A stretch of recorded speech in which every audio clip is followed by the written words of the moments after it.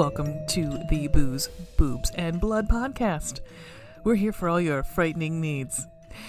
You'll notice I'm solo on this track because at this point we have split Halloween 4, 5, and 6 into 2 episodes. So we have 4 and 5 on the previous episode, and this will be completely just about Halloween 6, the shit show. So I'm going to lead in and just say welcome. Enjoy. Yo, yo, yo, we are back. Man, we're fucking back. Why is that song from Ghostbusters just pop in my head? We're back. Da, da, da, da. That's Ghostbusters 2, I think, actually. Yeah, you know, it's okay to not like a movie, and it's okay to like a movie. Well, I can't fairly judge because, again, I've never seen it. You've never seen Ghostbusters 2? No. It's a mess. I love it. You ain't seen Bad Boys 2. I ain't seen Bad Boys 2, no. It's a mess. Sure. But I would recommend. Yeah. Just for the sake of it, I want to. Yeah, for Peter sure. McNichol pretending to be some sort of Polish character, yeah. With his accent that I thought was his real accent for a long time. Oh my gosh. I was 8, guys. Okay, Miss Ray. Yes. Why don't you start us off with Halloween 6, The Curse of Mike. The Curse of Michael Myers. So, because this movie is a fucking mess. Steaming pile. Oh, garbage. Yeah, just hot. A dumpster fire going down a cliff of... In 2 fucking hours, dude. Okay. We're going to talk about the production history on this one a little bit because it's a fucking mess. Yeah. So this is 1995, 6 years after H5. 5 had done so horribly that they're like, let's just stop. Right.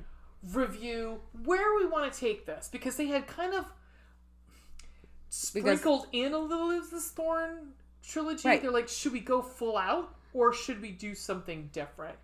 And so there's tons of legal battles. Shocker, right? Miramax bought the rights to it, right? And then it says Phil Rosenberg was the first writer hired. His script, titled Halloween 666: The Origin, right, was hated by Akkad, who's Mufasa, not Mufasa. I knew it. Damn, what is his name? It's like Mustafa. Mustafa. God, I'm the worst. It's fine. Guys, I am so white. So you're so white, you're white. Yeah, I am like, you can see my heart. I'm so white. And so, so then they also brought in, he fucking hated it. Yeah. And then Evil Dead co-writer Scott Spiegel was hired, and he actually started a new script. Then he started a new script with Quentin Tarantino. Right. And Tarantino's script involved Michael Myers and the Man in Black fleeing Haddonfield together and going on a road trip down Route 66 while murdering people. But he was never officially hired, and Spiegel later departed the project. But I mean, that's very Tarantino. I mean, come on. What did you fucking expect? Tarantino's rejected screenplay bears a resemblance with his screenplay for Natural Born Killers, which I have never seen. I'm okay. I think I'm all right with that one. John Carpenter was actually asked to return, and he in fact begged. Yeah, begged. Like, dude, we fucked up. We don't know how to end this. Please stop Please us. Help. Please stop us from doing the worst. And he said, "Fine, you want me back? I won't take Michael to space." Right. And it was supposed to be set on a space station, and Mustafa Akkad said, "Oh fuck no." Yeah. No. No. He also wanted 10 mil, if I'm not mistaken. He's like, "Oh yeah, I'll do your movie, 10 mil." No, cough it up, and they're like, no. Because he's like, he has said in the past, I'm fucking done with this series. Right, that's done. Why he asked for 10 mil. Yeah, so I think that's why it's so amazing. He called their bluff. Yeah, it's that he gave the okay and the blessing for this last one, and for the Gordon Green. So then they brought in, I think his name, Michael Ferrans. Ferrans. And he thought up the whole Thorn trilogy to its, like, penultimate. He expanded the Curse of Thorn plotline, in which Jamie Lloyd is kidnapped by the covert cult who has cursed Michael Myers via the runic symbol of the thorn, which compels him to kill and also affords him immortality. So he literally based this idea on some dialogue from Halloween 2 about the night of Samhain, during which the veil between the living and the dead is thinnest. Reference to Druidism, as well as Myers' grandfather hearing voices, had also appeared in the 1978 novelization, and so they wanted to bring that in, and which they did. There's more, but that's give you a gist of what. So Franz also compares Tommy's arc in the film to that of Laurie Strode's in Halloween H2O, that of a traumatized victim who must stop running and face their worst fear. I mean, I'm gonna have to say this was there were so many callbacks in this one to Halloween. In fairness, yes. Yeah. At least to start. Yeah. Because, we see Tommy Doyle, which, baby Paul Rudd. Thank you. I'm glad you waited until I was drinking to do that. It's revenge for Veronica and your other podcast. Yeah. Avenge me! Avenge me! Where I think when you're a victim of, it's particularly because it was a serial killer. Mm-hmm. In that instance, it's like the thing, I don't know if this is, probably just pop psychology, but like you either are completely avoidant of it or you're obsessed with it. And mm-hmm. he became obsessed with the story, mm-hmm. with the serial killer that kept recurring and everything. And he was determined, because he was in all fairness, a survivor, mm-hmm. Of the boogeyman, yeah. That he was determined to help end it, and also particularly because everybody else was gone. Yeah, he was one of the only ones left.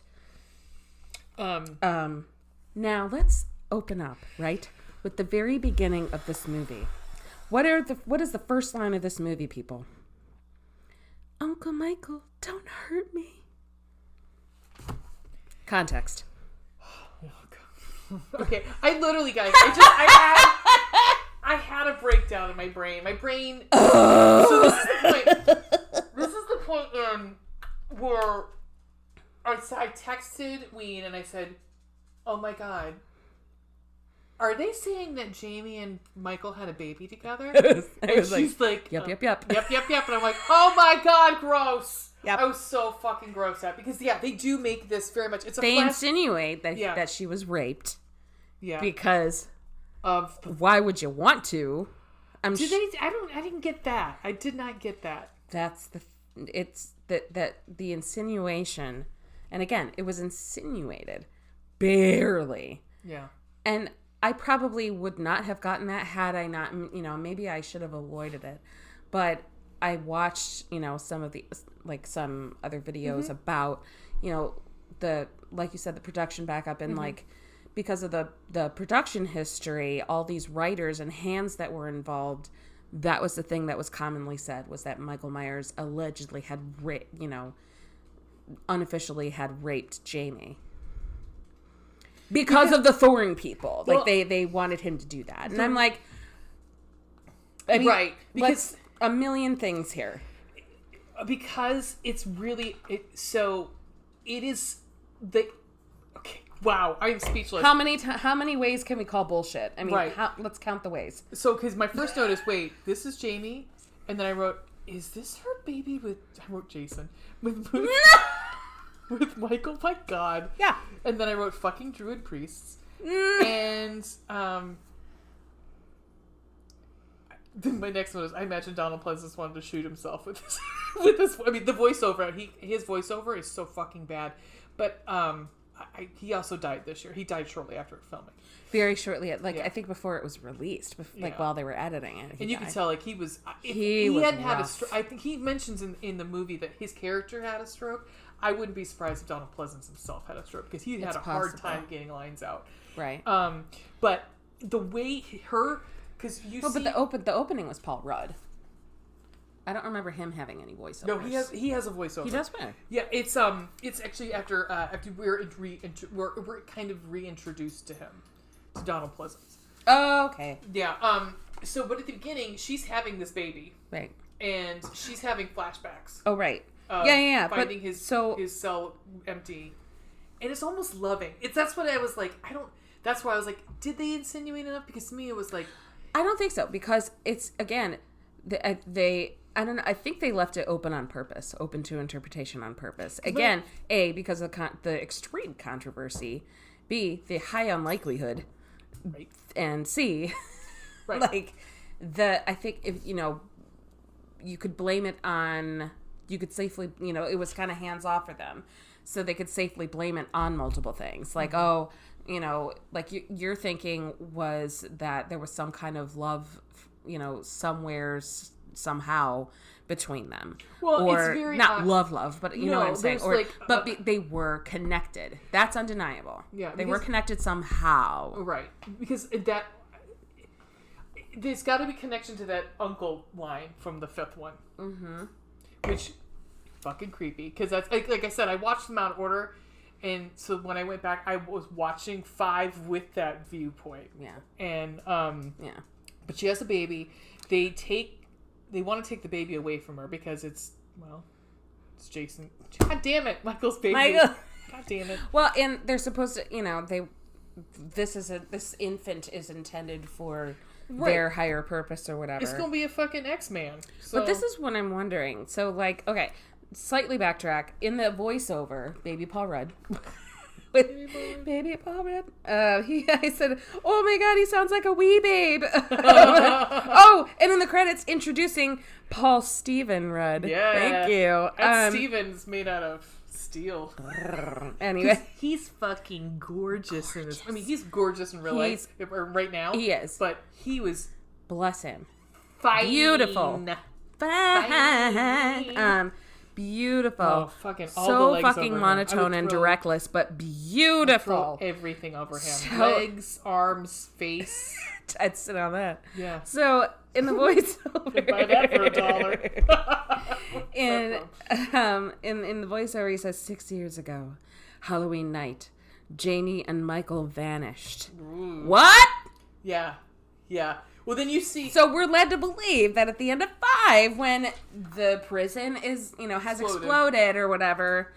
Oh, and then he mentions the explosion. Too. And I'm like, explosion? I don't remember explosion. Oh, and then I remember the prison. Well, because in the But she vanished too. Right, because the Men in Black come and get them, because that's part of the flashback.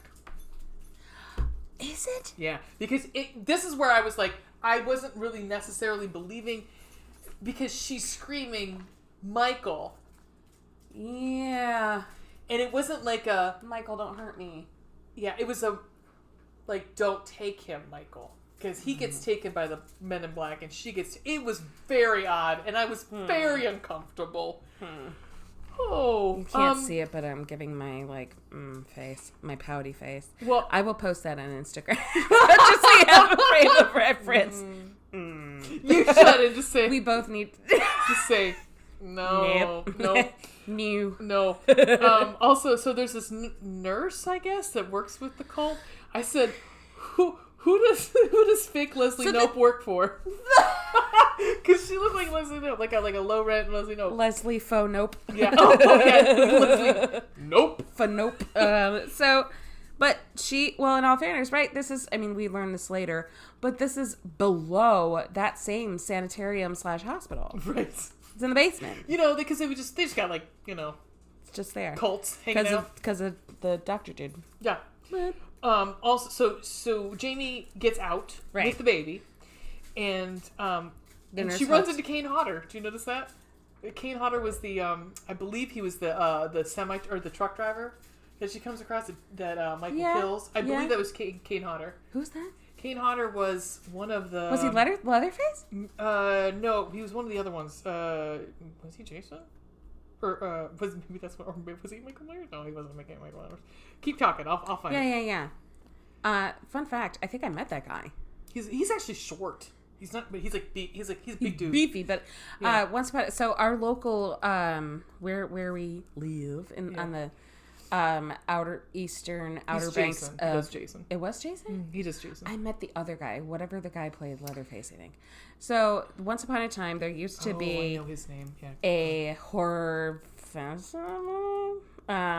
Something with like a haunted house in our local fairgrounds on the eastern outer area of Cleveland. Did you meet Andrew Minarski? Maybe that was it. Oh, Gunnar Hansen. I bet you met Gunnar Hansen. Yeah. Because I was like, he had some funny name, and I was like, man. Yeah. And I went there, and I was poor, so it was. I had only just gotten enough money to get into this park. It was like a horror park. Was it Pier? Yeah. Mm-hmm. I didn't want to say it because I don't know. Yeah. But they had like a it was like a fair, like it was on their fairgrounds. Yeah. They had a couple rides, they had a couple, a bunch of booths and whatever. Mm-hmm. But then they also had, and I didn't know it, but you had to pay extra to actually go through the haunted, the haunted house kind of thing. And I was like, I don't know. Well, and my girlfriend and I were like 12, 13, and we didn't fucking know money. Holy shit, 12 and 13, damn, girls. Yeah. And, well, we went there, and I was, like, freaked out, because at this time, I was very sheltered from horror films. I didn't really get, and then, so I just waited for them in this, like, indoor part of the park, and this dude noticed that I was just kind of sitting there doing nothing. He was like, you good? And he was very nice. It was Gunnar Hansen? Yeah. Oh, that's so nice. He was so sweet, and he was, because I wasn't like petrified or anything, but I was just like, I don't really. And he's like, do you want a little signed poster or whatever? And I was like, I guess, I don't know. And I don't fucking know what it is. The combos are, they make you pay like $20. Right. But at the time, I had no fucking clue who the guy was. And he's like, I played Leatherface. And I'm like, who? And he's like, yeah, that's what I get a lot. And I'm like, I was like, you seem very nice. Like, he was like a genuine, like, probably had a kid my age, that was just like, he was a super, super nice dude. Yeah. I can't see. But years later, when I saw, Texas Chainsaw Massacre, I was like, I met that dude. Oh shit, that's the guy. That's the guy. Fuck! Yeah. He almost raped someone with a chainsaw, number 2. Jeez. Yeah. Stretch. Anyhow. Spoilers. No. It's actually like one of those. Okay, when we get to that, we'll talk about it. Right. So. Okay. Does Michael have any idea what's going on? Also, given his history, why wouldn't he kill the baby? Was that not... He tries to. He can't find it. The baby's not in the truck. Right. It's a towel or whatever. What was Thorn thinking? Or they just wanted his DNA and baby. They just wanted his DNA. Got it. Because he's been granted immortality. So, like I said, they have an X-Man now. Better than Iceman. My next note is, what the fuck is this chick wearing? She's got so we introduced to the other part of the Strode family. Can the Strodes and the fucking Myers leave this town, please? Right, just get the fuck out. Get the fuck out. Well, it was said in this movie that, so dude is, I don't remember what relation to Lori. Cousins. Cousin. Yeah. Right, it had to be, because it couldn't have been brother, obviously. Avi. I wrote down a note, and I was like, wait, Strode Realty is still up and running? But it made sense later. But at this point, the Strode family, Laurie Strode's cousin, is in the house. What is his name? Dude Strode? Dad I just Strode. wrote Papa Strode. Papa Strode! He is the worst! He's the fucking worst. I couldn't wait for him to worst. die. and poor Mama Strode.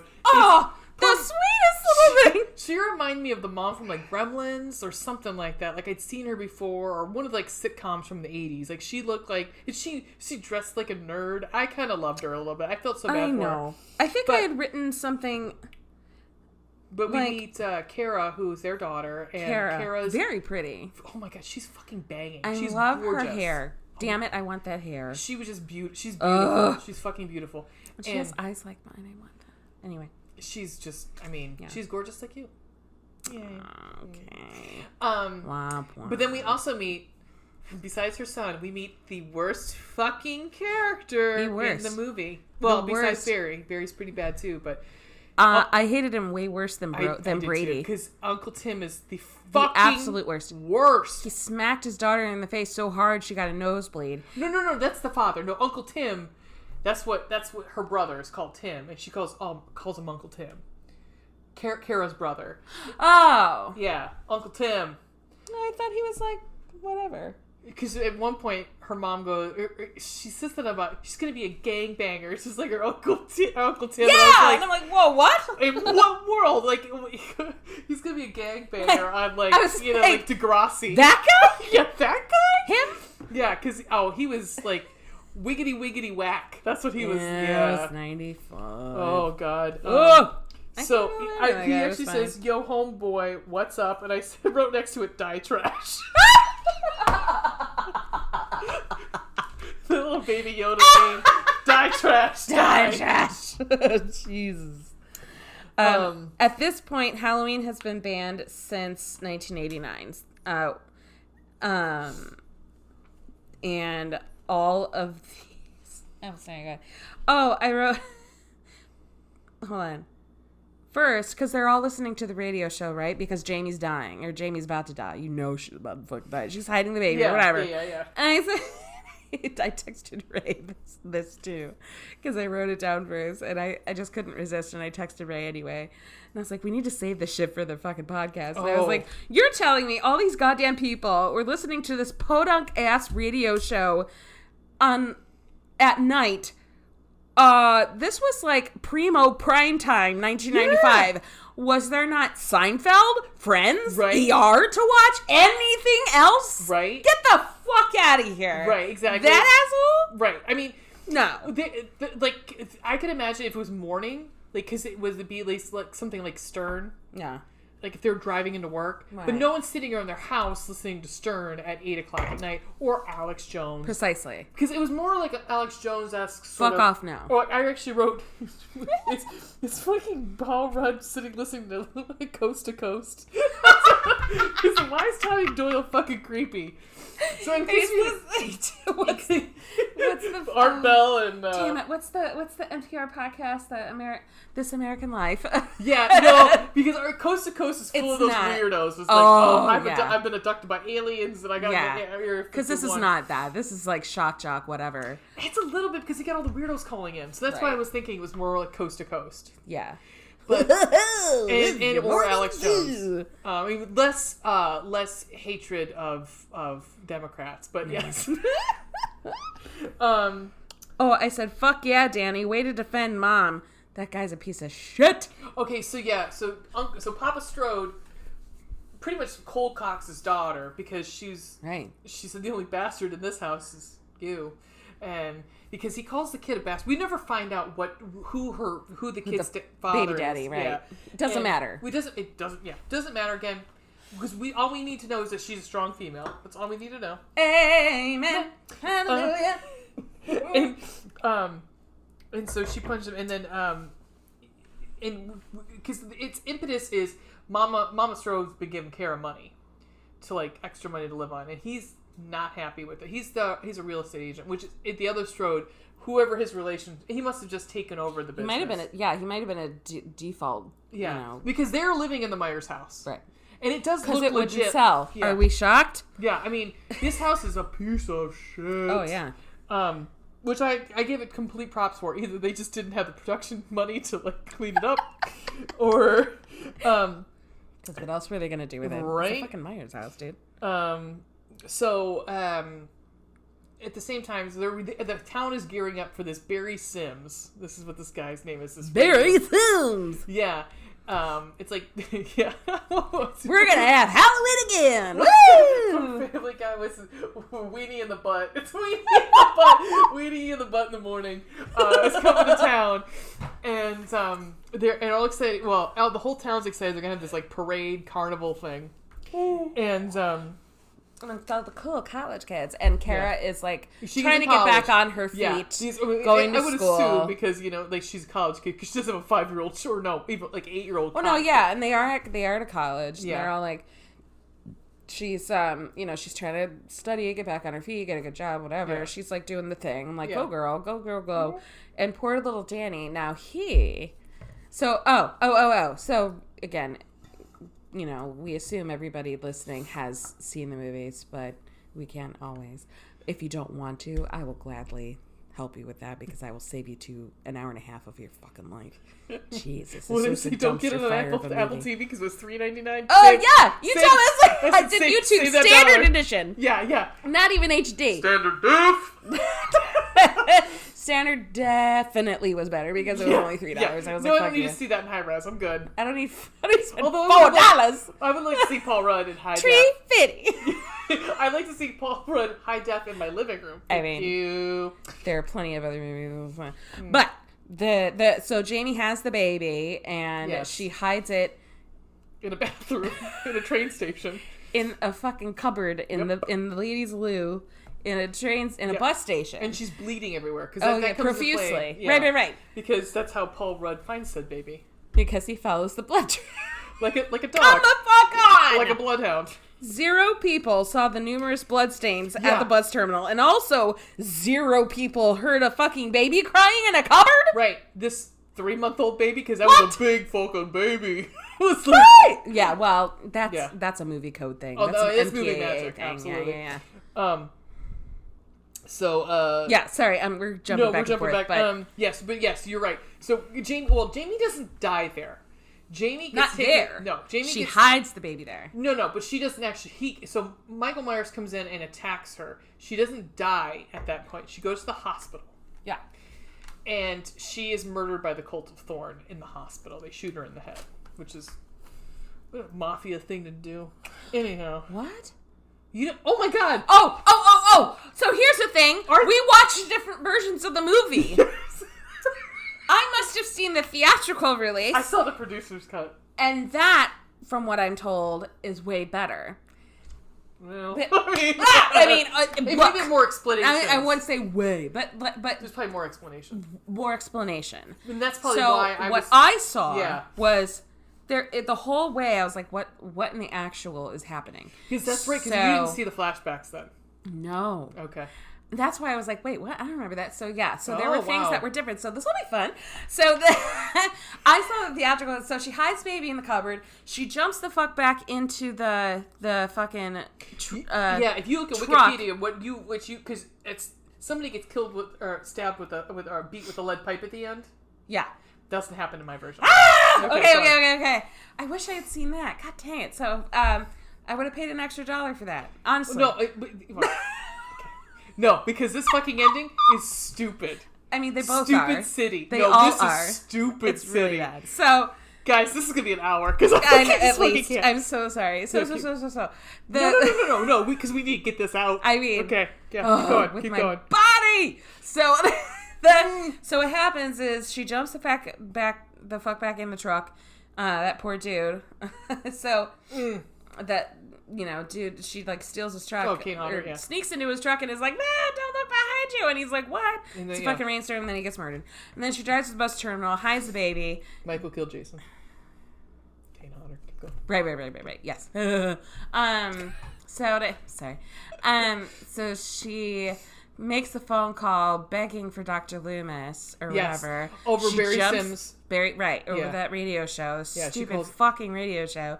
Which Paul Rudd is recording. And listening to like a nutbag, in like whatever giant film thing, with Tommy Doyle's QAnon, isn't he? I mean, we're figuring that, and nowadays he's QAnon. Possibly. So, okay, keep going. Moving on. So she jumps back in the truck, drives to God knows where, and somehow ends up in this farm, cabin, barn, whatever. And he finds her, shoves her into the. It was a cool fucking death, though. And I didn't. It was really fucking brutal and bloody and terrible. He shoves her on this wheat grinder thing, where there's a bunch of prongs sticking out, and it impales her, and she's like, fuck you, and he shoves her even further, and then she's like, you can't have him, the baby. And he's like, fuck you! And he doesn't say that, but then he turns it on. And it, like, grinds her up. It's I want to so see it. horridly, beautifully disgusting. Oh, I still have it for another 24 hours. I will gladly show you. No, that would... Another time. I'll just watch it on YouTube. I watched that scene on YouTube. So then she dies. And then the next day, Life. Tommy Doyle goes to the bus station, gets the baby. Yeah, I think that's where we're at now. Gets the baby, and he's like, he's a creep about this baby. I'm not gonna lie. Poor Paul Rudd. He had probably little to no good on him for getting the job, which then helped launch his career. People arguably say Clueless launched his career. I get it, but so did this movie. Which, like I said last night, I am shocked because he was basically monotone. He was horrible in this movie. I think he was supposed to be, maybe. I don't know. Supposed to be a little like... Because some of his mannerisms, like his movements, I was like... He was like... it was very robotic and weird. Real bad. Real bad. Where did he go? I'll have to look that up. I meant to look that up before this, but whatever. We gotta keep going! Yeah, because we gotta kill out some of these people. Oh. Besides Jamie. Fuck is Dr. Loomis doing in the ER? Yeah, why were... So he goes to... So now, I didn't write anything about Loomis in here, but so Loomis, he's retired. He's out in the, he's and he took him to a farm in the country. I know. And he looks awful because he's like, literally he dies like a couple months after this. Yeah, real time. So I bet you he was actually maybe sober for this one. I don't know. It's possible. He had cancer, I think. Did he? Yeah, so he probably was sober. Poor guy. I would hope so. Or maybe not. I don't know. Yeah. God, this is the worst thing. This is of all the awful, like this movie was the absolute worst. Yeah, but I felt bad for him, legit. I did. It's when I felt bad because he was struggling with lines. Yeah, but again, he was dying. He was sick, right? He was sick.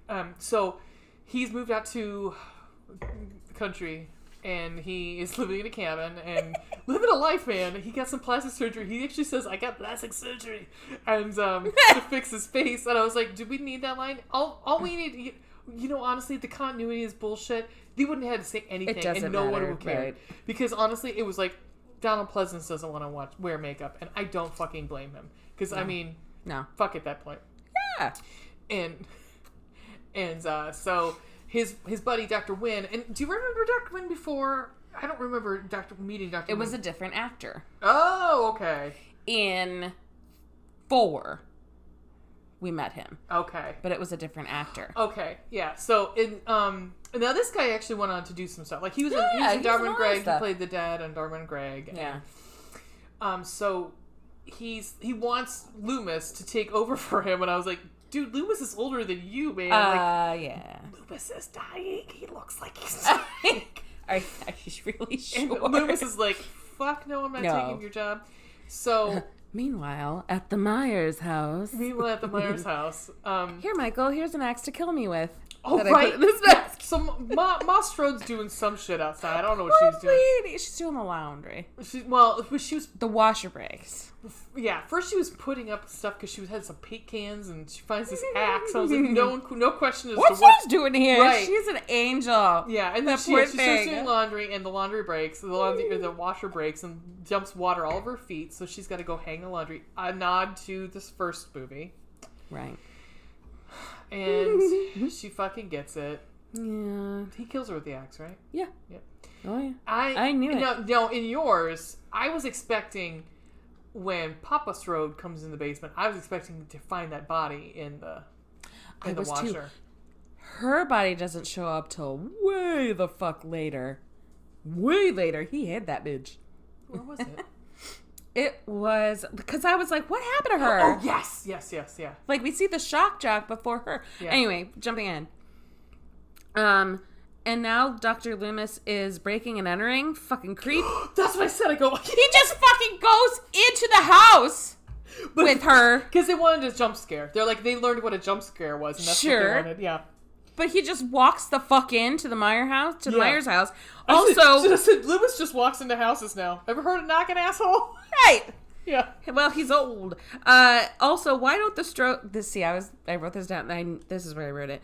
Also, why don't the Strodes just get the fuck out on Halloween? Yep. Go take a vacation. Just don't be there. You know what? Because it's only one day of the year that he comes. Or move. The one day.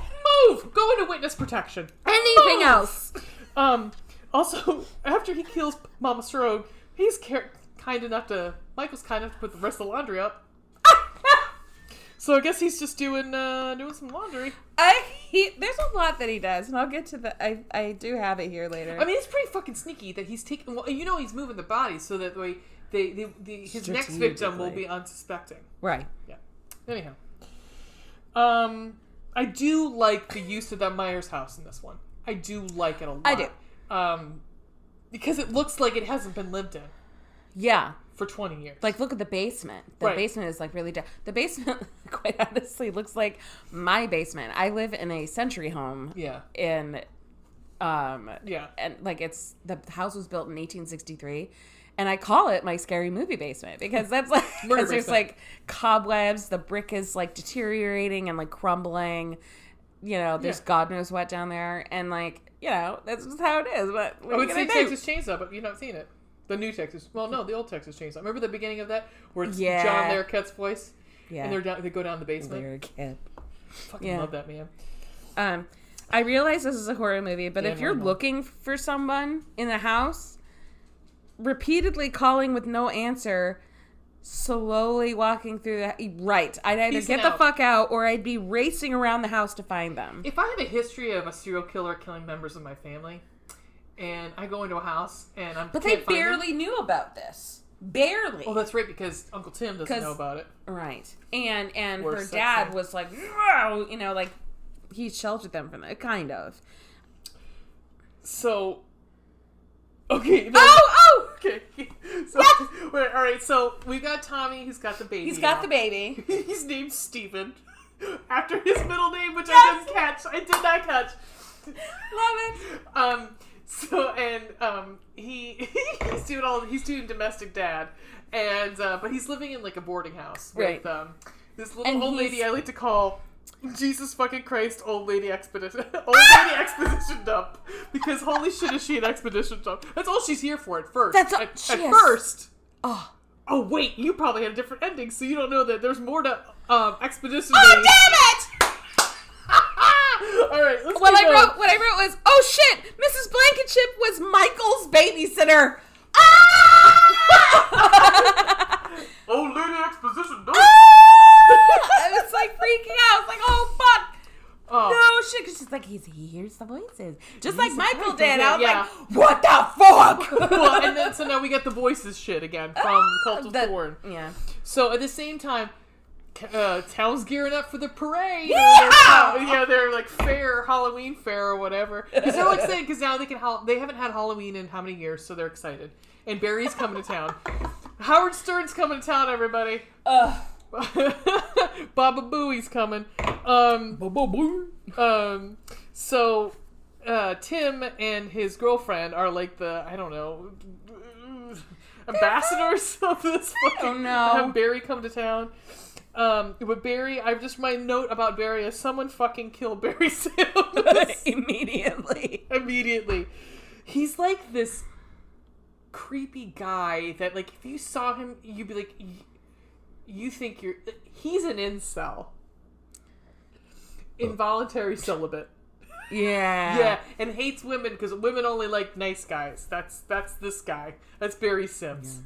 He's been wronged by too many women. He's Bradley Whitford in Billy Madison. He's the fucking worst. Yes, he's the worst. Go on. No, I'm sorry. So the dad comes home. Yes. Are you there? The dad comes home before he's the next... like, the power's off and the washer's working. Hammered. He's fucking hammered. Oh, man. He's been drinking all day. He crashes his car. I would. Well, not crash the car, but I would drinking all day. Yeah, you know. And then he goes to the basement eventually. He's like, the power's off, but the washer's running. Yeah. I don't know. I movie magic. I don't know how the... Again, I'm giving my face. Well, and I was waiting for him to open it and to pull her head out. the stink eye. Right. Because I was too. bloody sheets. It's bloody, but it also very polite of Michael to do the wash. Well, he hung. He's become much more. This is his house, right? Domestic. He's much more domesticated. Well, right? he's got a baby, so he feels like he needs to responsible dad. Yes, he's procreated, so he needs to be like, I'm a homemaker now. I need to get a job. I gotta support my baby Steven. Next, I've got to make some oatmeal. And then I said, "Oh my God, Mr. Strode exploded." Yes. What was that about? Wait, how was your dad? His head exploded. I didn't have that. He still had a head. He fucking pushed him onto something. The electrical that box. was connected. Yes, the electrical box, and he was like, and shook for like a minute. And then his head exploded like a Gallagher watermelon. Yeah, I didn't have that. Jesus Christ. I didn't have that. What did you have? He put the he electrocuted it. Yeah. That's it. Well, there's no logically. Well, no, yours makes more sense. Well, the ending doesn't. So okay, but moving on. So I also wrote ugh, the worst acting. I don't remember. It could have been a number of people in this fucking movie. It was a number of things. Let's just say it might have even been Paul Rudd. Don't tell him. So then call me. Yeah, call. Even though you're married and have a lot of children, that's okay. It's fine. I am. I mean, same with Tom Ellis. If anybody knows him, want to give him my digits. That's fine. Lucifer.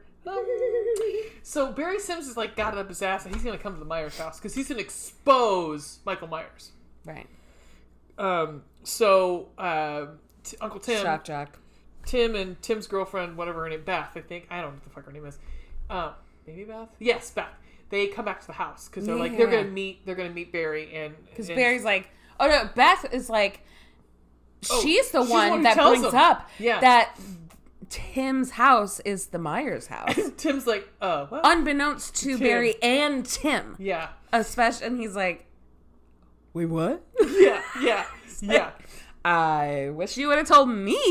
Well, it doesn't stop them from the next scene, which is this obligatory sex scene. Which of course. Again, candles. What the fuck, people? I think this Who has the time? Now that we've talked through 4, 6 is definitely the worst. Oh, it's so... This is not a sex scene. It's not a sex scene. No.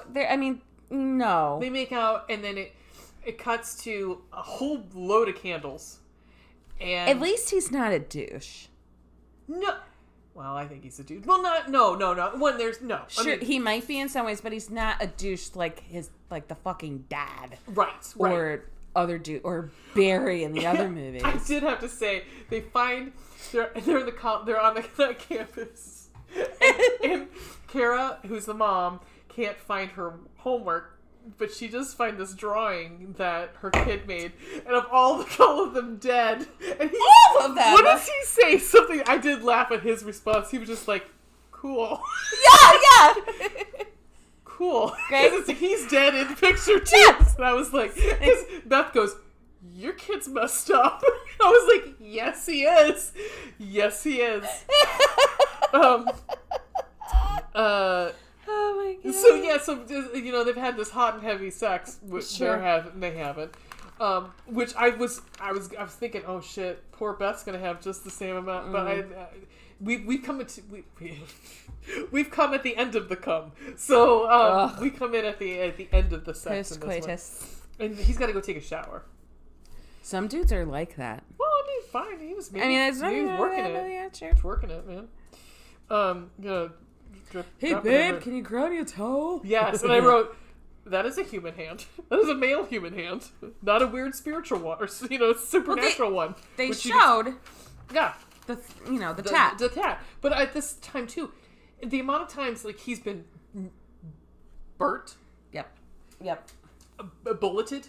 Give me some more makeup, people. Don't cheat me out. It was a big old on hairy this. arm. That I was like, that is a stunt man's arm right there. It is. I said, worst sex scene? 4 maybe worst? No, that's probably this one. No, it's this one. This movie is terrible. So here's my question for you.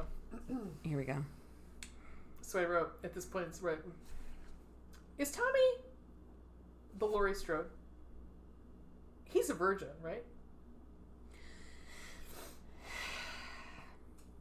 I did write, he's got a pretty sweet ass Jeep, though. He might not be a virgin. He's got a sweet ass Jeep. No, I'm just kidding, obviously. But no, you're right. It's kind of the flip side. Because Kara's obviously not, because she has the kid. Right. And, / campy, but they have to tie in some sort of blood relative to, a la Jamie having some kind of mental connection with Thorn, Michael, whatever. So, it's possible. Okay. Just wondering. Well, it sounded like the production, that's what they wanted. I'll say it's plausible. Plausible. Like Mythbusters. God, that show. Oh, I also... Ray and I texted a lot last night. It was really fucking funny. Yeah. I sort of just want to read the text instead of my notes because I was like, in asterisk, sings, "It's raining red," because the girl was like, "It's raining red. It's raining red, mommy." Oh my and God. I was like, "It's raining red. Hallelujah. It's raining red." I was like, where's the song? My first thought was actually the Freddy Krueger song. Was it 1, 2, Freddy's coming after you, 3, 4, oh, right. That's what I thought. I was like, are they trying to do this with this? I'm like,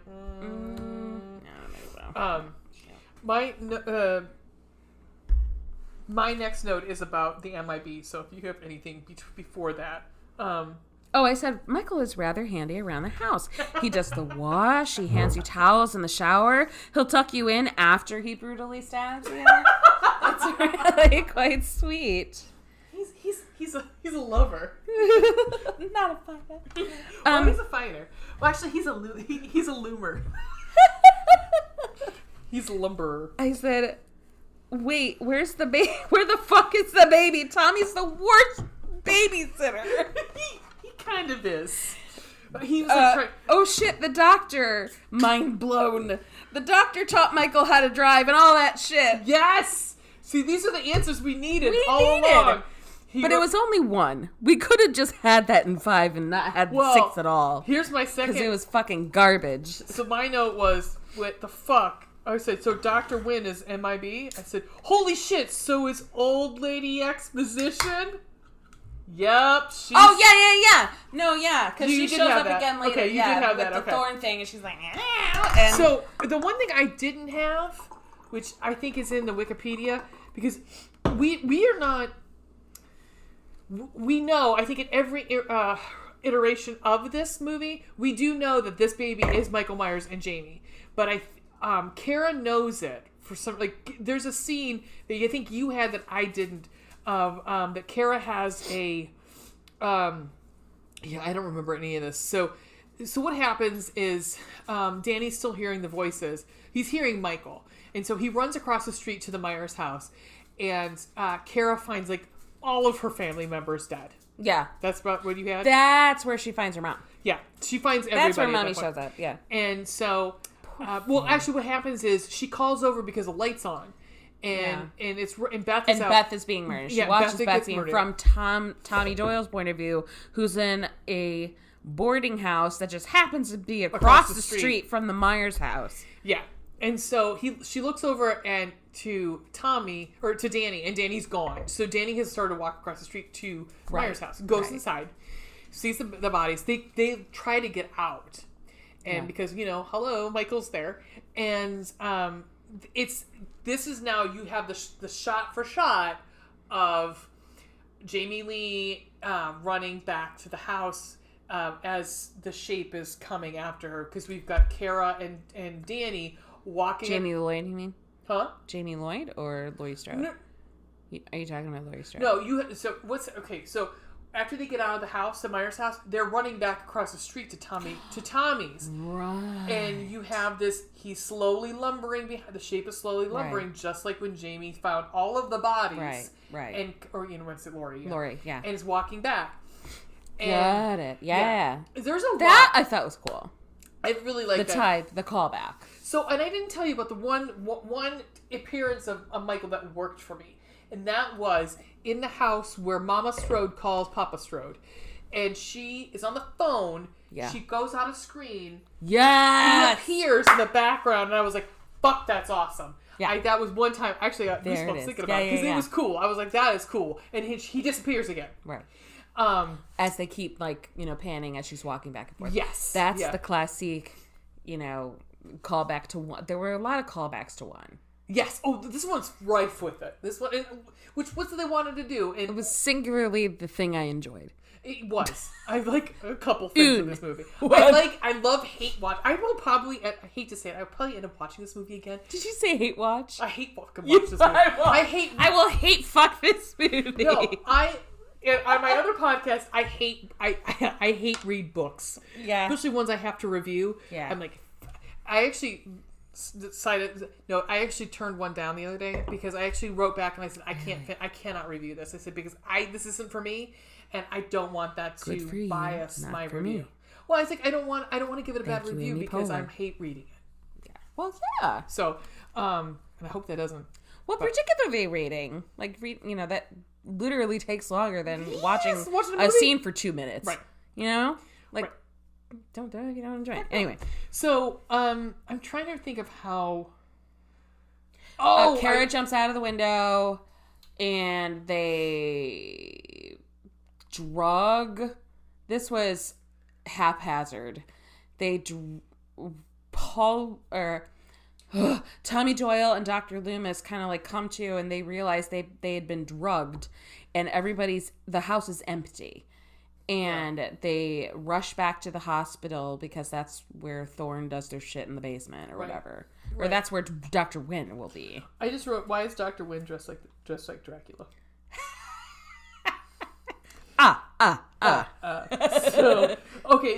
So in yours, I believe you have Kara is locked in maximum security ward while the boys are kept in an operating room. 237.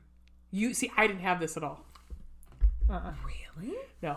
She wakes up on the slab. Room. She wakes up on the slab. Oh, see, I didn't have that. Yeah. She's never on the slab. Yeah, because she has a dream, doesn't she? She has a dream of or something about the baby, right? So that's how she knows that it's Jamie and. Nope. See, I didn't get that at all. I didn't know. There was a lot not. See, god dang it.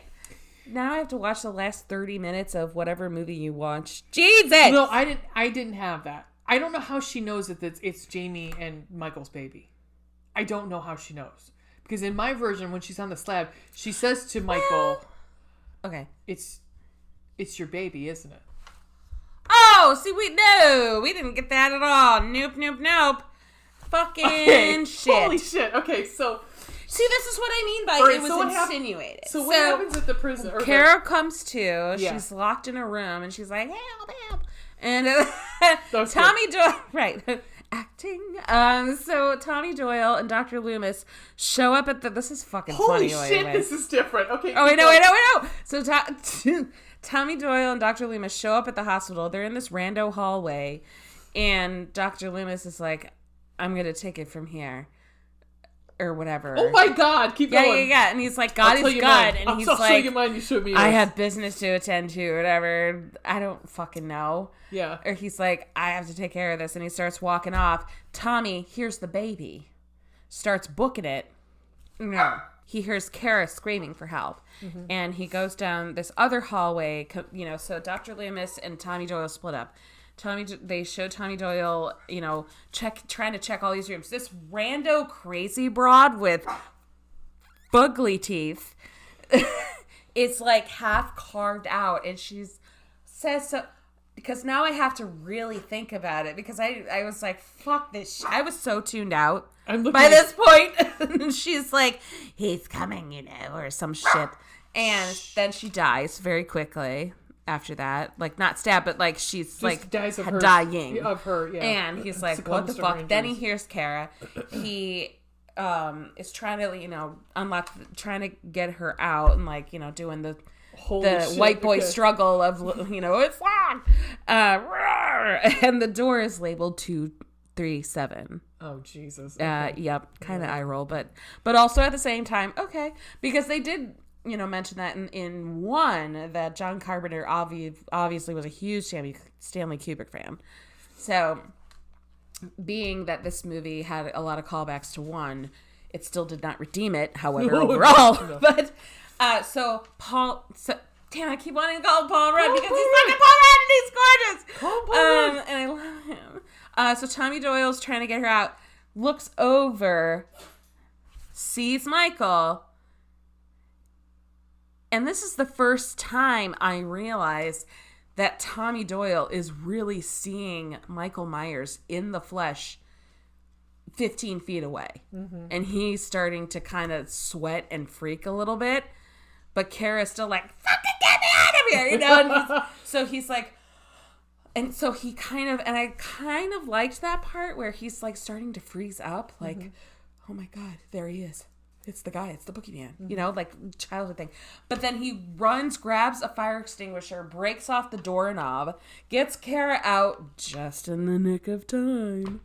Eye roll, runs away, and they run all through this fucking hospital and get to this weird ass area. They overhear a bunch of doctors talking because they have the baby and Danny. Because again, I'm like, where the fuck? Because they can't, you know, they had Kara, they had Danny, they had, you know, everybody. I'm fascinated. This is like a different movie. It seems. I can't wait to see how. And then I wrote, and I actually texted this to Ray. I was like, DNA splice. Okay, I'm out. And that's what I tuned out. They had talked about... He injects him with something, right? He injects him with some sort of... No. So this is before that. Before that. Tommy and... Like, the doctors are about to operate, on the baby, and Danny is somehow in the operating room, but he's staring out a window. I don't know. Okay. But Michael breaks in and murders everybody because he's Michael. Right. Tommy Doyle and Kara managed to get the baby and Danny out. Michael Myers chases after them into this rando room where there's a bunch of syringes and random shit. Oh. And this is where they hide. Tommy Doyle beats him with a lead pipe and injects him with whatever the fuck needle is lying around. I believe that is they inject him with corrosives. Right. Okay. Yeah. There was a part, like a 2-second thing, and I just because I wrote this, because I was already tuned out, because again, the doctors were talking about, you know, his DNA splicing or some fucking shit, and I was like, just so that was in the news. Yeah, that was a hot topic. And I said, P.S. that blade that Michael picked up in the hallway hospital on the cart couldn't cut butter. Get the fuck out of here. Well, that's my last note. Well, you know why it was DNA. It's because DNA we really started.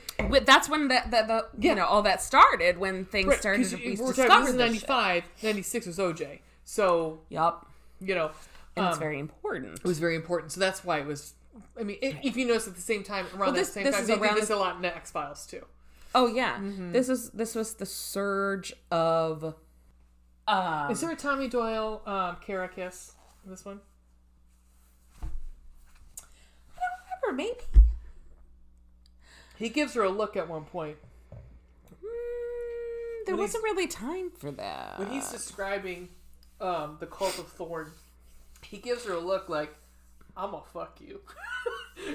There's a look, but nothing ever really happens. But it's clear that they're gonna bang. They're gonna go to the bozo. Bang! So there's okay. So Tommy Doyle beats the absolute snot out of, and almost literally, although it's sort of inferred that it's whatever he injected him with. It's fucking weird.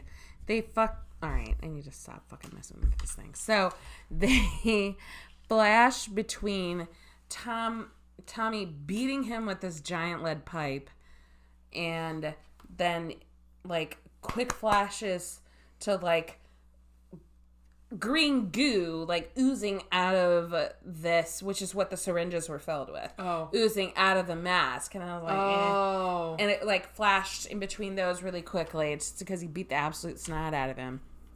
Go baby ball run. Yeah. Baby ball run. Keeping that. Yeah, fucking keeping it. So then he fucking walks away, fade to black. They're outside of the hospital. It was very fucking choppy. Ugh. So they're outside of the hospital. Tommy Doyle's driving. Kara and Danny are in the car. And they're talking to Dr. Loomis, and Tommy's like, dude, come with us. Get in the car. Like, come with us. And Dr. Loomis is like, I have business to take care of. Okay, so that's how mine ends. Okay. Yeah. And they drive off. Dr. Loomis starts walking back. Fade to black. Cut to that same room where Michael Myers was beaten. Yeah. But on the floor is just the mask with with an empty syringe and screaming credits. Yeah, because they say they leave Loomis, so you don't know what happened to him. Because, again, unfortunately, R.I.P. Donald Pleasance. Yeah. So you want to know what happens in mine? What happens? I really do. So they get. I'm intrigued. So at the house, when Michael gets in, but it doesn't fucking matter because the cult of Thorn shows up. Mm-hmm. Oh, so you didn't see any of them in their druid outfits. So the whole thing of some of them had it. Did Dr. Wynn have it on? Yeah. Okay. Wait. At first, but then he took it off. Okay, because he was in a suit, and some of them weren't like most. He was like, I don't know. You made some weird offhand comment like, no, not so formal, gentlemen, or whatever. Oh. Because some of them were in suits, but most of them were in the Thorn thing. But Mrs. Blankenship had the fucking robe on. So she's not in this scene yet. So okay.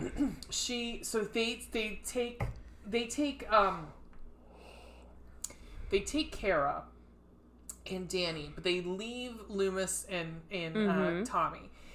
And Kara wakes up, and I don't remember how Tommy gets into the hospital, but he steals a robe, so he's in one of the cult druid outfits. Okay.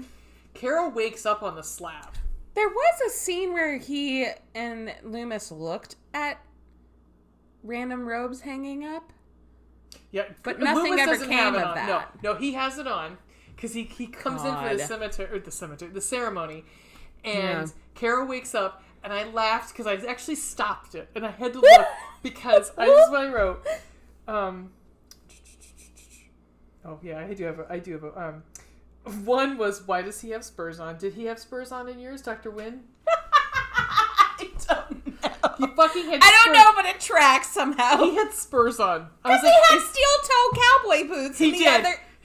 And he inexplicably. And he had spurs on. I was like, why the fuck does he have spurs on? So she wakes up in the slab. She's got this crown. This is kind of the Wild West. So she's got this crown on, almost like a midsummer. Did you see that? No. Oh, it's so good. I know. Like crown on, and I'm like, that fucking bitch is plastic. And I'm like, I fucking paused it, and I'm like, it's legit. Somebody went to Joann Fabrics. Not even Joann Fabrics. They went to Pakistan. Well, yes, they went to Dollar Store. I got some Christmas decorations. They're like, where's some mistletoe? Come on, people. Because it was plastic. And I laughed my ass off. I was like, we spent no money on this movie. So, it hurt so good. God. So, they're going to sacrifice Kara. Sure. To whatever, the deity of Thorn. And Samhain! And there's Michael just standing on the side like just nothing okay. Yeah, pretty much like, I got nothing to do.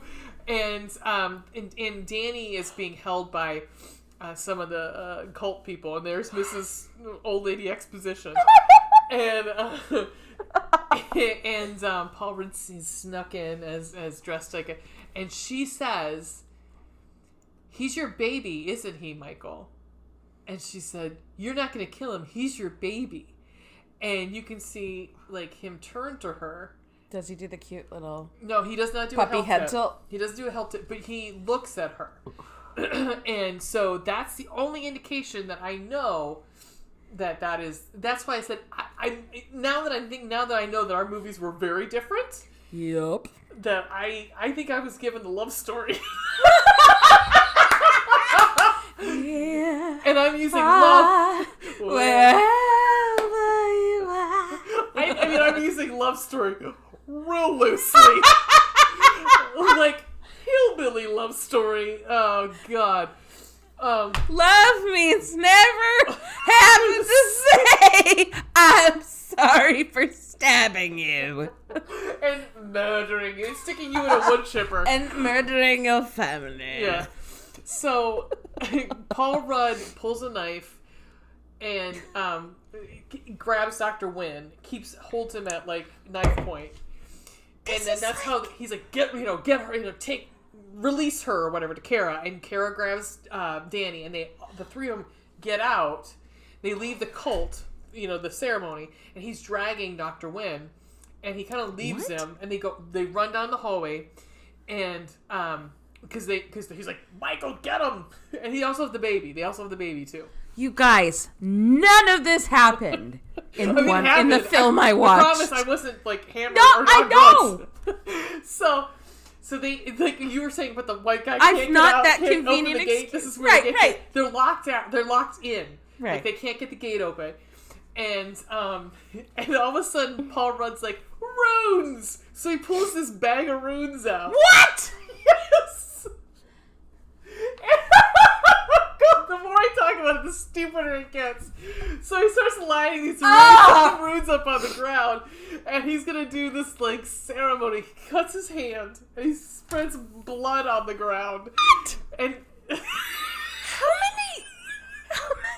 how many movies did they make out of this piece of shit?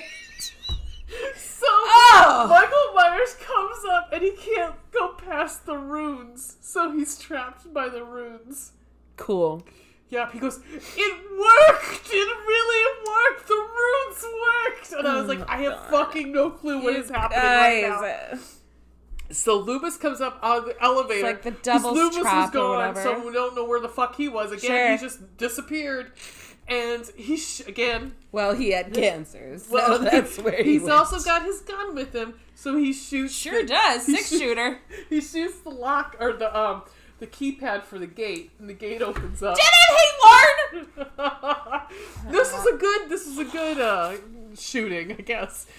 So they're all kind of like, they give the double fingers to Michael as they're leaving, they don't, but that's kind of was like, fuck off! Because he's stuck in the devil's trap. Yeah, and so, Jesus. oh my god. So they get out. Loomis takes them all Ray. down. Yes, they get out.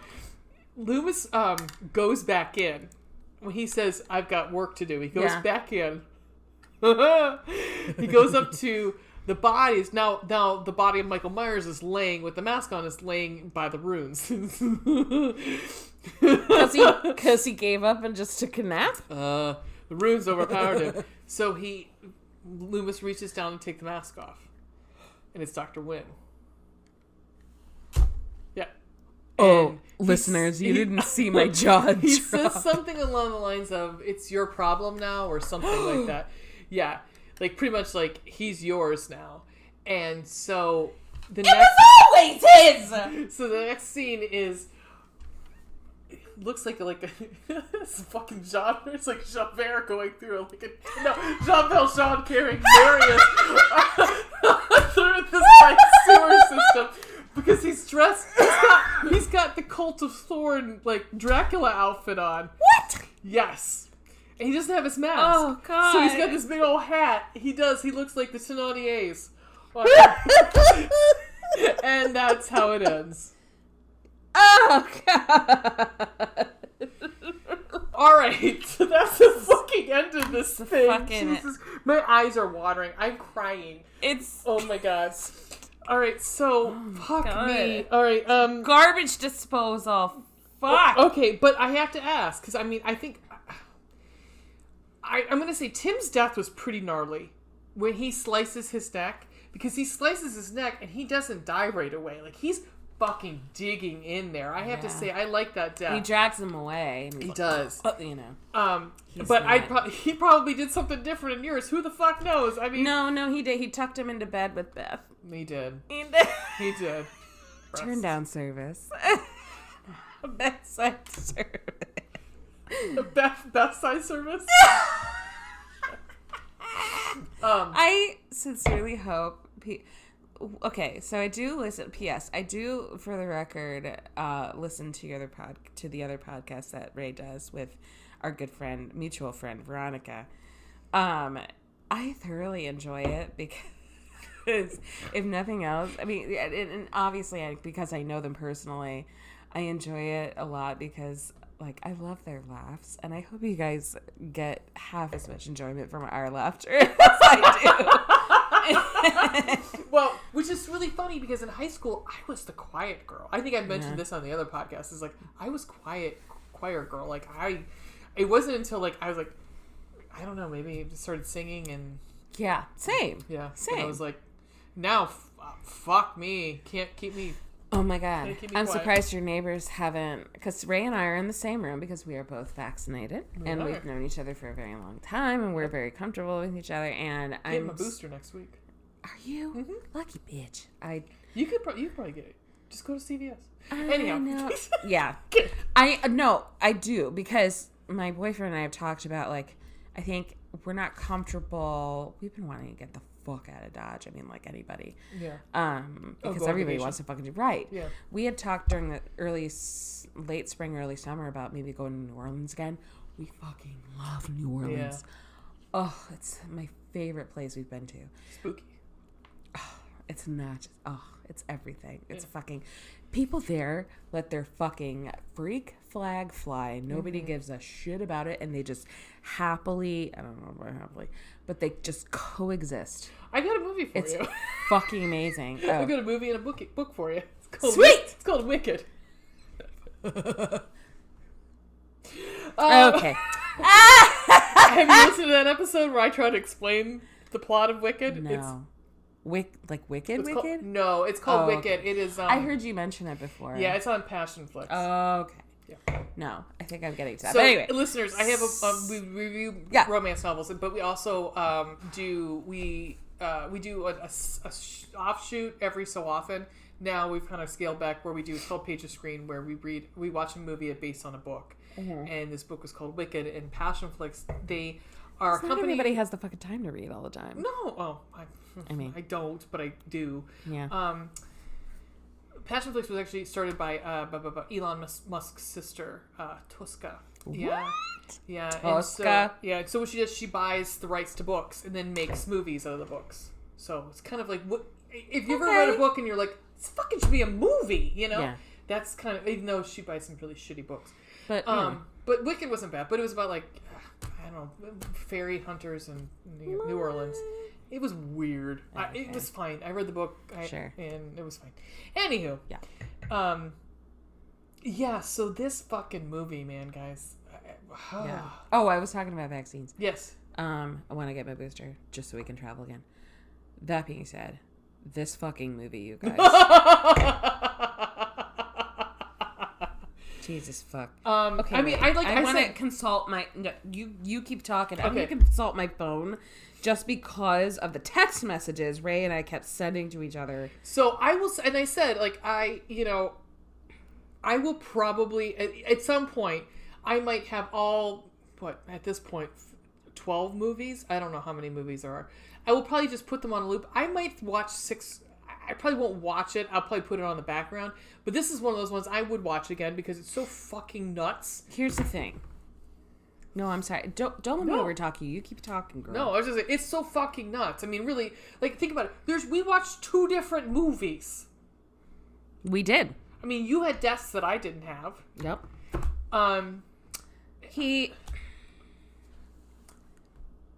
Do you want to even touch the theory about Michael being the father of this baby? Do you want to unpack that at all? Well, because I'm going to give that a highly fucking unlikely. There's no fucking way. Well, in my version, he was. Right. But I think yours was too, because here's it was insinuated. Well, in the description here in the Wikipedia, because when I was watching the movie, I was looking at the Wikipedia as the plot, and I'm like, I don't have any of this. So, they're talking with the DNA and everything. I think that they probably think that that's what I don't think that I think in your version they didn't have sex. I think they took his DNA. Yeah. Air quotes. Yeah, they took his juice. Ugh. His essence. Good God. And I think they did IVF. I don't think they had sex. But that wasn't. But I bet you, because down here it says, so at the bottom it says, Michael chases them to a laboratory where Kara notices fetuses from Wynn's failed experiments. Were there fetuses? Yeah. Yeah, I bet you that's what. But they never explained it. 100%. They just showed Kara noticing it. I'm going to say 100% Michael is that baby's father. Okay. I'm going to say 100%. So, let's unpack something we know about textbook sociopaths, you all. Most of the time. Particularly, okay, let's just talk about Michael Myers. Michael Myers, this is not a sexual thing for him. No way, no how. When he kills, it is pure rage. It is as if we're going by movie lore and / Dr. Loomis.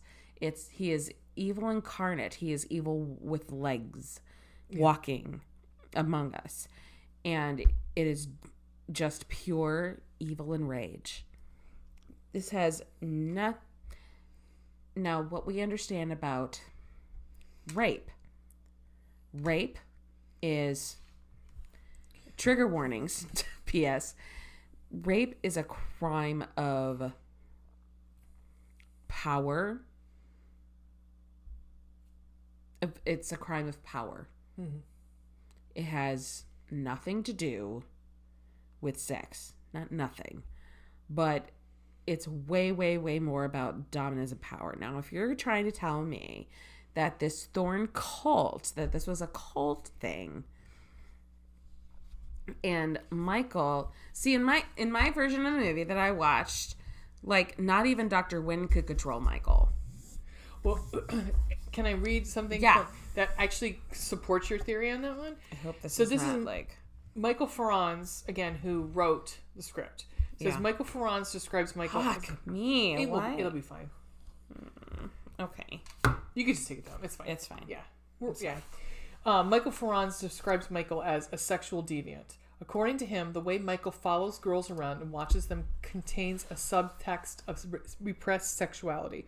Ferrans theorizes that as a child, Michael became fixated on the murder of his sister Judith, and for his own twisted reasons felt the need to repeat the action over and over again, finding a sister-like figure in Laurie who excited him sexually. He also believes that by making Laurie Michael's literal sister, the sequels took away from the simplicity and relatability of the original Halloween.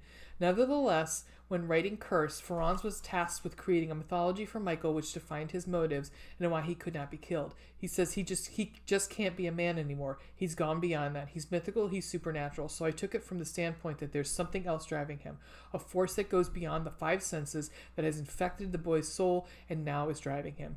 As the script developed and more people became involved, Ferrans admits that the film went too far in explaining Mike Myers and that he himself was not completely satisfied with the finished product. But I think, and I'd like to take this back to, if this is true, which kind of makes me, maybe Ferrans had the same thought I did. Why was Judith naked when he killed her?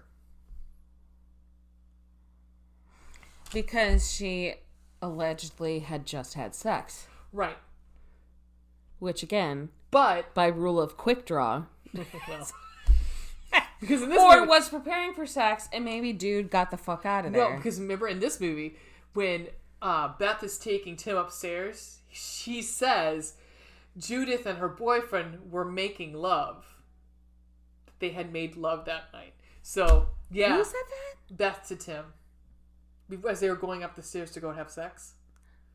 Yeah, because I made note of it. Because she's in the Myers house and she's like calling all the shit. And he's they went up these stairs. That's not sexy. Please stop. Yeah. Also, they had sex on on his sister's bed. Right. Creepy. It's fine. But okay.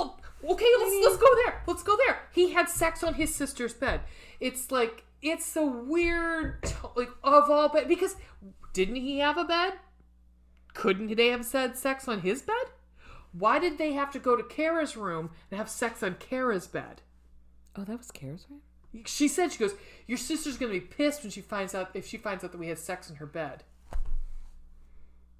Maybe his room was a fucking mess. Have you seen Teenagers? Still, I mean, it doesn't matter. It's weird that they pick that room. There's a lot to unpack here. There's a lot. There's I mean, this could be. We could just analyze this fucking movie for like a season, which is amazing given how terrible it was. It is. I mean, it's the fucking worst. And part of me just wants to say, but why? But why? Why? What was the point? And also, let's go back a little bit. Right. 6 years. So Jamie is what? 9 in 5? Sure. 6 years? She's 15. There's no way, one, that actress is 15. Two, that she's having... I mean, she biologically could have a baby. But there's... Let's call her 10. She maybe not... Did they say her age in Florida? No, I'm guessing. Anyway, it doesn't matter. Guessing, Doesn't matter. But like you said, there's no way the actress was 15 or 16 years old. And secondly, production thing. They originally did want the original Jamie back, but I think Danielle Harris. Yeah. But I guess she couldn't do it or said no. One of the two.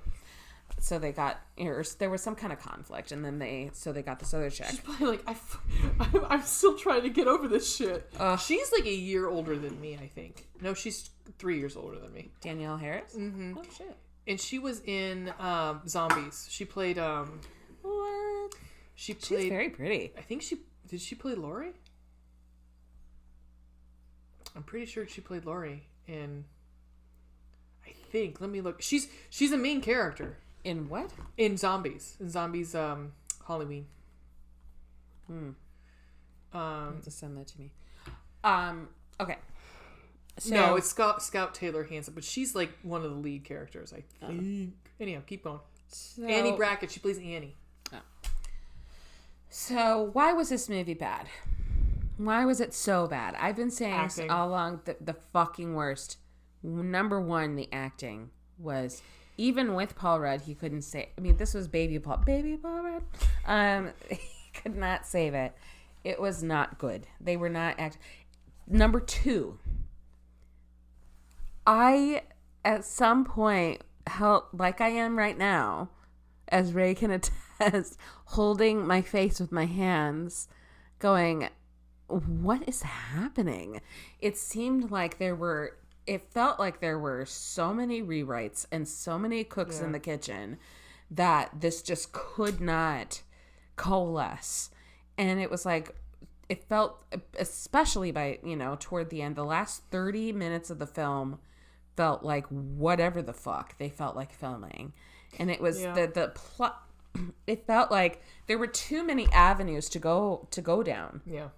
And I don't know if it was if it was a writing issue, if it was a producer issue, director issue, actor. I don't know what it was, but there were way, way, way too many possibilities and theories to go down, where too much of it got in the way of the film, dragging it down. And then there were too many, plus you had to add the blood and the gore to keep the Michael Myers fans happy.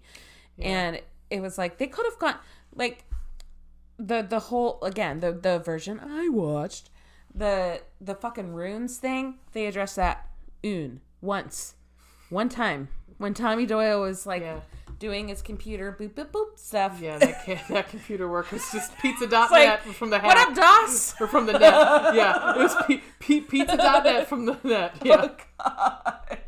Yeah. I remember those days. Fuck me. Yeah, I mean...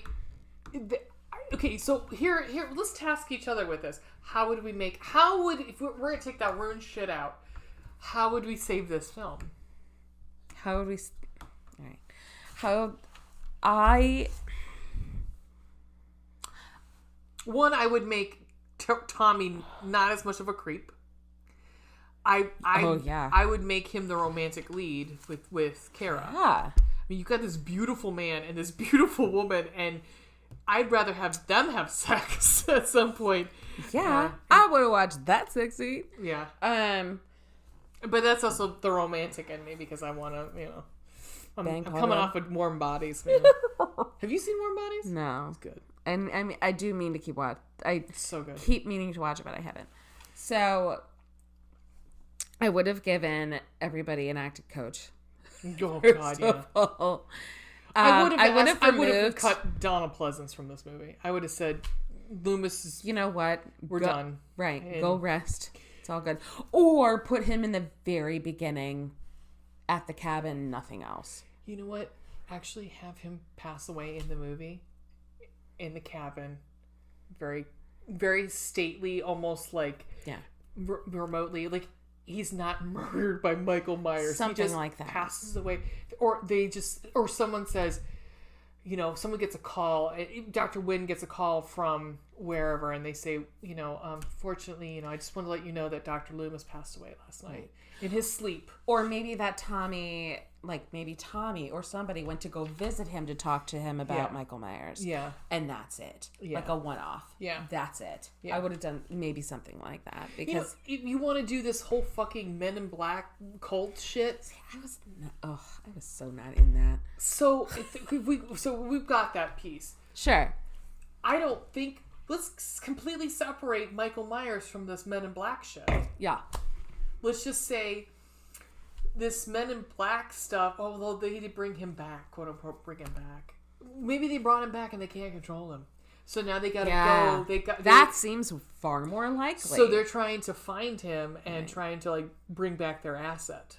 Yeah. And so Kara and Tommy have to help the Men in Black act as bait almost to catch him back.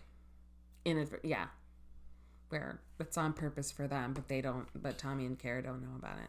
Right. But because then there's a whole, Danny connection, faux connection. Voices. Right.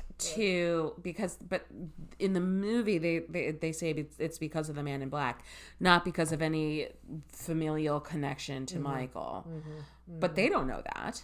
Right. So it's so fucking confusing. And it's... Ugh. I mean, it's like everybody just threw shit at the wall, right? Because to see what would stick. We never find out who Kara was with to have Danny. Why her father hates her so much.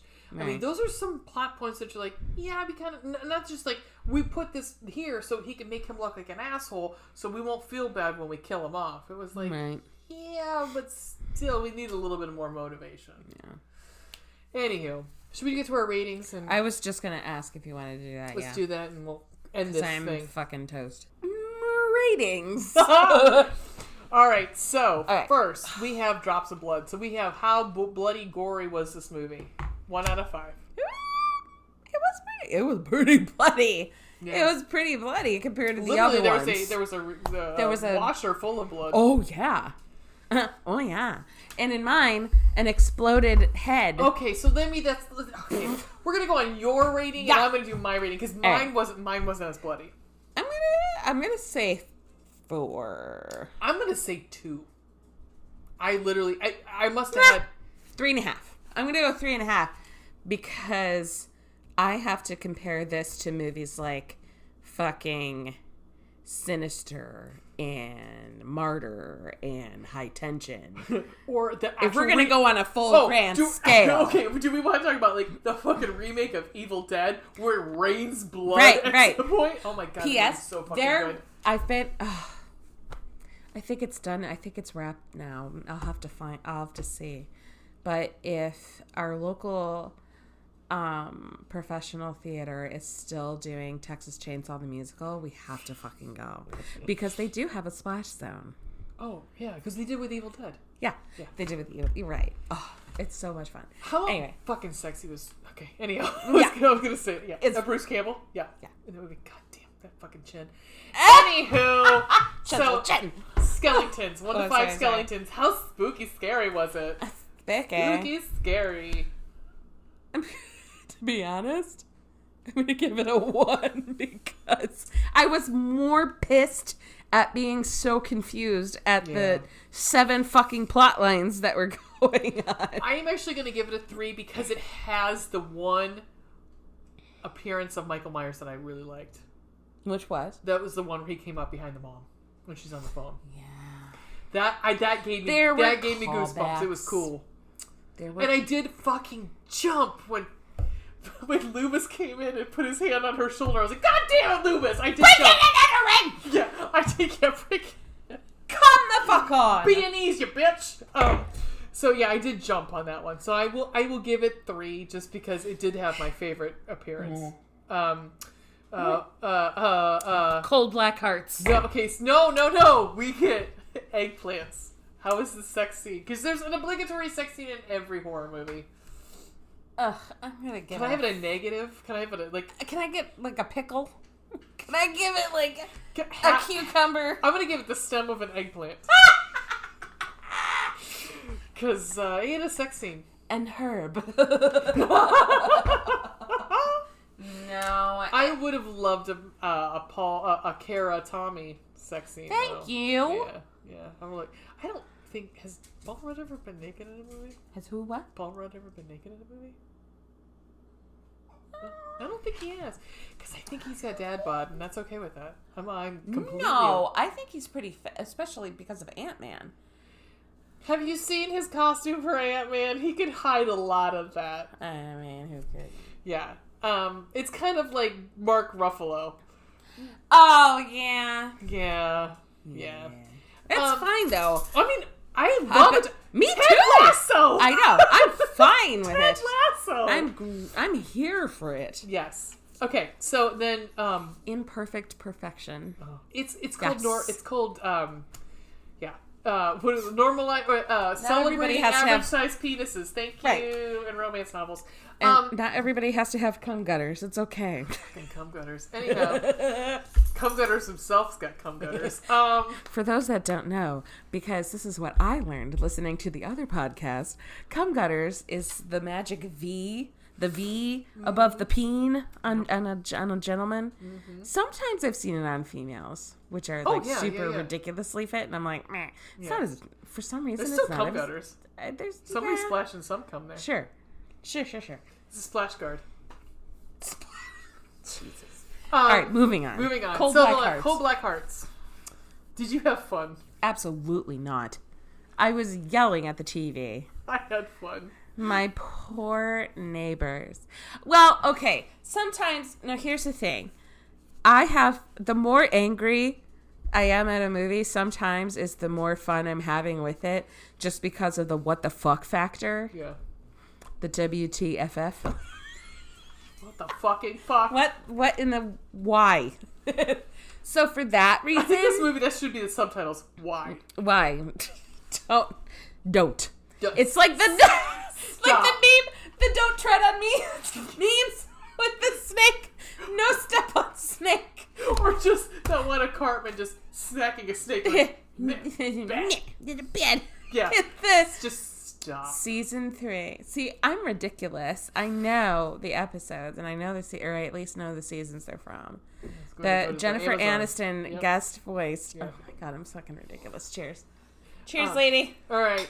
Cold black hearts for you. Oh, I had fucking fun. So I'm going to say 4 because I had such a fucking blast.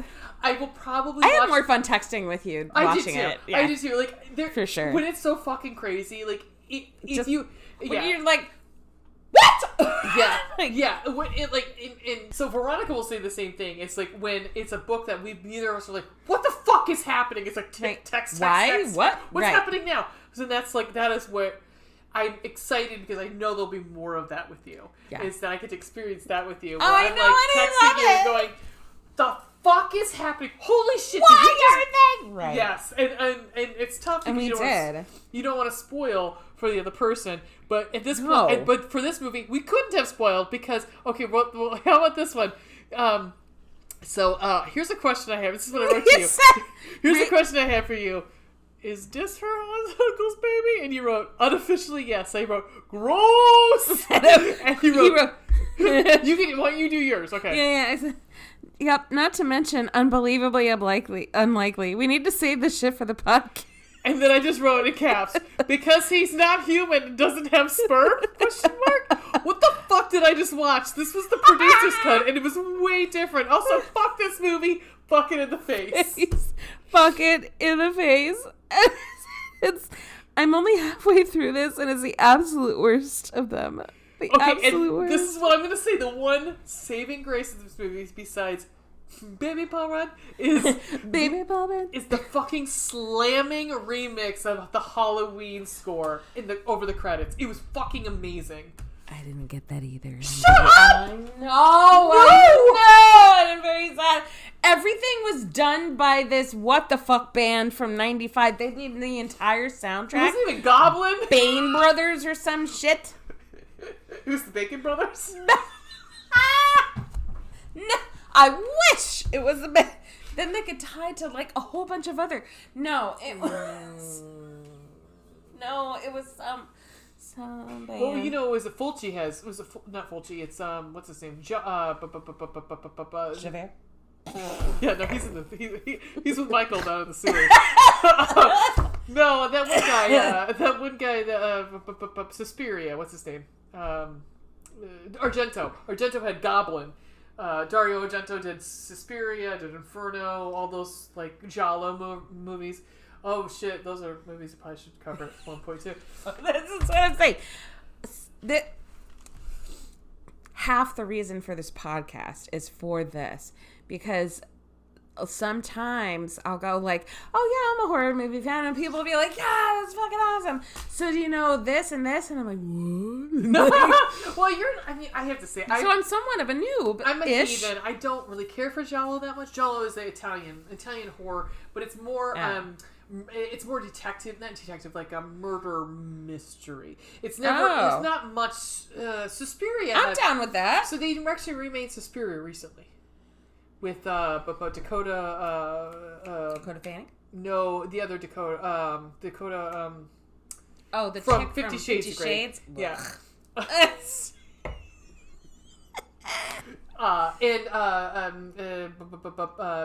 Tilda Swinton. She's in it. She actually plays a man at some point in the movie. An old man. Tilda fucking Swinton. I mean, talk about throwing a leg over somebody. She's the fucking if somebody's like, and I agree, if someone were to come up to me tomorrow and be like, Tilda Swinton is an alien, got in her spaceship and flew back to Mars, I'd be like, yep. Seems legit. That tracks. Yep. Sure. Listeners, Jesus fuck. So this movie, God damn it, we got through it. Jesus Murphy. But I'm sorry it's so long, but I mean, come on, come the fuck on, bitch. We, like partially through the movie last night, I was thinking, there's no fucking way we're gonna be able. This needs to be its own episode. We actually talked about it briefly. We were like, should we do it? And should we do 4 and 5 and hold off? And should we do them all together as one? Or do each movie one at a time, like we have done with 1 and 2. Right. And I was like, I think there's a lot to unpack in 6. And honestly, we didn't even fucking... I don't think we even... We meant to do 4 and 5 and 6 together as one. Yeah, and that's not happening. And there's shit we didn't even cover. There's tons of shit we didn't even cover. Still. And because it was like... I have notes that I just passed over. I mean... Seriously, like it's just we could talk about how Donald Pleasance types like he's never used a typewriter before in his life. I mean, beep, bow, bow. It's a listen. My dad watched my dad type. It was like, does he not know what a typewriter is? Yeah, I'll just write romance novels until I die. Let me tell you about heaving bosoms. Well, see, it's the last time I get to do with Donald Pleasance. I'm a little upset. R.I.P. Yeah, because FYI, this is his last. Obviously, we talked about it. He passed away, so he's not in H2O. And then there's Halloween Resurrection in 2002, 4 years later. Then we get to the infamous Rob Zombie mix. So I think we can handle the next two. I think I'm going strictly by this fucking brilliant map that somebody made. Yes, so I'm sure there's like 80 of these out there. Yeah, because when we get to Halloween Resurrection, it's what the fuck is his name in it? Busta Rhymes is in it. So yup, and it's like a reality show or some shit. Yep, Tyra, and I think she's got a very tiny part. Yeah, it's not huge, not a huge part. All I know is that she's just not paying attention to the fucking cameras or whatever. No, Katie Sackhoff is in it though. Katie Sackhoff is cool. Can I ask a question? I saw somebody. A question. Cool whip. And Jamie Lee Curtis is in it for a hot minute. Oh, right, in the beginning, because she was just like, I'm fucking over this. I agreed to do the one. She kills herself at the beginning, doesn't she? I believe. Not herself. That Michael kills her. He like drops. She's like, or maybe he holds her and she just lets go. So maybe that because she's in a sanitarium, right? Maybe. And I thought she jumps over the. I don't know. Anywho, anywho's bees. Yeah, not a whole lot of knowns in here. I love that the director Rick Rosenthal plays a part. Hey, what do you M. Night Shyamalan? But that was it, dudes. Yeah, I mean it was a lot to it. That was a lot. It was a lot. This was what? Did you say chicka chicka? Yeah. Like chicka chicka. Like yeah, there was Ferris Bueller. There was a lot here. I can't even. I you know how many times did I take my glasses off? I was like, we rub her hair, rub her face, rub her eyes. Like, Jesus. I mean, watch it. I'm gonna say watch it because it's seeing. Hopefully, our listeners seeing is believing. I think. I don't know. I think, in fairness, my goal partly for this is that we watched this. You don't have to. You don't have to waste 2 hours of your life. Don't watch 4 and 5. Don't watch 4. Don't watch 4 through 6. Don't even fucking watch 6. No, watch 6. Watch 6. No. Okay. Watch 6. If you're okay. So say it's free. So you don't have to fucking pay for it. That's the thing. That's the thing. I haven't had to pay a dime to this franchise until this movie. God. So, because I'm going to say, like, I don't even know. I would recommend 2. It's fine. I'm not a big 2 fan. It's to me, again, it ruins a lot. 4, 5, definitely don't. I say watch 3. I love 3. I've seen it a bunch of different times. Really? Yes. Okay. Yes. I'm going to say. That's the thing. I was thinking about this partly through watching 6. I'm like, can I say this is one of those things where it's awesomely bad? Oh, no. It's a good bad movie. No. Oh, I think it's a good bad movie. You know, I'd really like to know how much money this movie made. Oh, I can look that up probably. I'm sure we can. Yeah, I mean, we have the technology. Well, so the other thing I would recommend is if you have Shudder, which Shudder's like $5 a month or something. Yeah, it's totally worth it. If you like horror movies, they rotate them up pretty frequently. And they have a docuseries that's ongoing. Like, they only have the 1 episode up, and I'm assuming they only have the 1 episode up because Halloween Kills is out. Yeah. Is on Michael Myers. But it's called Behind the Monsters. Yeah. And I think I know now, and I've seen it like 3 or 4 times, and when I was watching it last night, I was like, this is all coming back to me. It's all coming back to me. 2 Celine Dion songs. Jesus Christ. But there's a clip of John Carpenter on... is that how much it was? Okay, so and it was John Carpenter on. I think it was David Letterman, and David goes, "So what are we doing here? What's going on?" Pretty much. He goes like, "Well, how much? Why do you think it became this? Why did you think you had to go and make a second one?" He's like, "Well, because the movie cost $300,000 and we made $75 million." Yeah. In a very short amount of time. Yes. It was the classic sleeper hit. Yep. It was Dan from the start. They did not. It was very babysitter killer sleeper hit. So what was that you were showing me? Is that how much it made, or how much it was cost? No. I guess a lot of this shit gets. I just typed in Halloween 6 box office and it said 15 mil. Yeah, that's probably why there's. It was so long before H2O. Which Halloween movie made the most money? Probably the 2018. Oh, of course. Oh, franchise. Oh, this is interesting. Lifetime. Oh my god. It shows that what movie it was, and it shows lifetime gross. Ooh, so over the years. Mm-hmm. Lifetime gross of Halloween 1, the first Halloween, over $159 million. That's nuts. It's not, when you think That's about... not shocking. Think about how it is ingrained in the cultural zeitgeist. I use that word a lot. I apologize. Or those two words a lot. But it's what we live in on a daily basis is this... But think of, I mean, a lot of that is overseas, too. It's overseas. Right, because if a movie or a film or TV show or play is good enough, it gets dubbed in other languages and vice versa. And I hate to say it, because I'm 15 million is actually, to me, seems very low. Because, domestic and worldwide is... Oh, shit. Yeah, because you know where the biggest, where they make the money is China. Yeah. And China loves our horror movies. Mm-hmm. Because a lot of these spawned your J horror. I mean, I'm not China, but you know what I'm saying, like not so much for China because they don't have as many East Asia. Yeah. But yeah, so it's been a journey, Ween. It's been a fucking journey. Man. Oh, I mean, Ray. I don't know. We're different people. When did we start recording? Yesterday. Okay. Well, yeah. So we started. We're splitting this up for your benefit, but we started recording this 4 hours ago. Yeah, over 4 hours ago. And many drinks ago. And luckily, I don't live very far from there. I'm very lucky for both of us. So it'll be a few Don't weeks. Drink and drive. Don't you do it!